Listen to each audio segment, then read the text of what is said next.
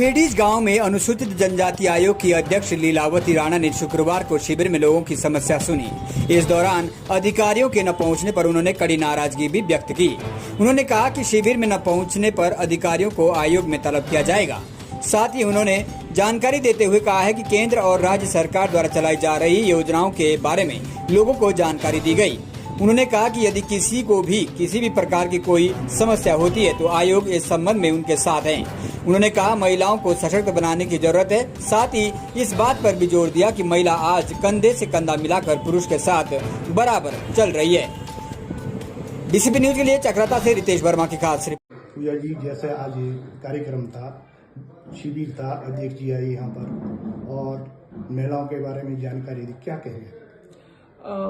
आप देखिए कि हमारा जो क्षेत्र है आदिवासी क्षेत्र में आता है और महिलाएं जो हैं बहुत बड़ी भूमिका निभा रही हैं। एनआरएलएम के माध्यम से महिलाएं इतनी सारी अपनी आजीविका का साधन बना रही हैं।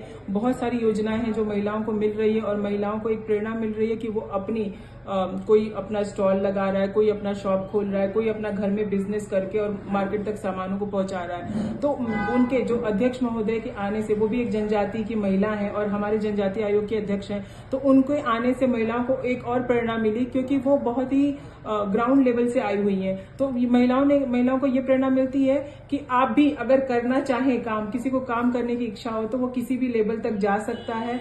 और यहाँ पे हम लोग इस तरह के जो कार्यक्रम करते हैं तो महिलाएं जो प्रोडक्ट बनाती हैं वो लोगों के माध्यम में आता है कि क्या क्या प्रोडक्ट बना रही हैं, तो उससे और महिलाओं को ये सोचने का मिलता है कि हम भी ये कर सकते हैं। तो ये बहुत अच्छा माध्यम है। अगर कोई यहाँ पे अगर आयोग ऐसे आते हैं, कैंप करते हैं और महिलाओं का जो उत्साह है वो और ज्यादा बढ़ जाता है। आप प्रबंधक मिशन भी है ब्लॉक में, आप महिलाओं को किस तरह की प्रेरणा दे रही हैं?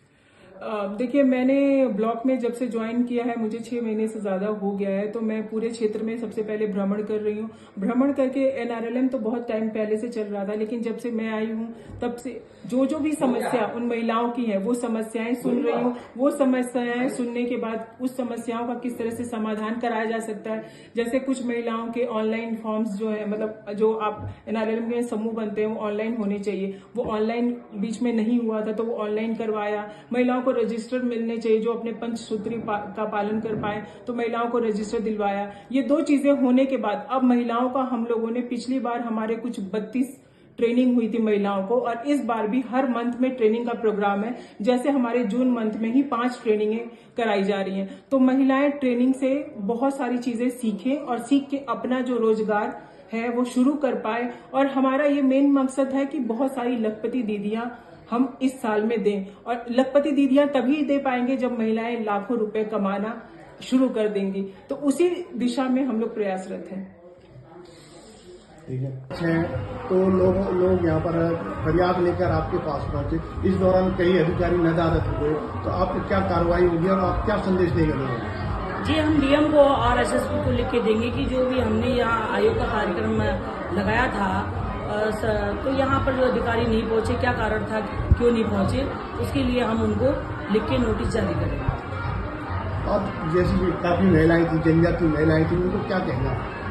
जनजाति महिलाएं थी, उन्होंने अपनी अपनी यहाँ पर समस्याएं रखी हैं, और जो भी समस्याएं हैं, जिस स्तर के अधिकारियों की समस्या हुआ, उन अधिकारियों को जिले स्तर के अधिकारियों को भेजेंगे और उनकी समस्याओं का समाधान करेंगे।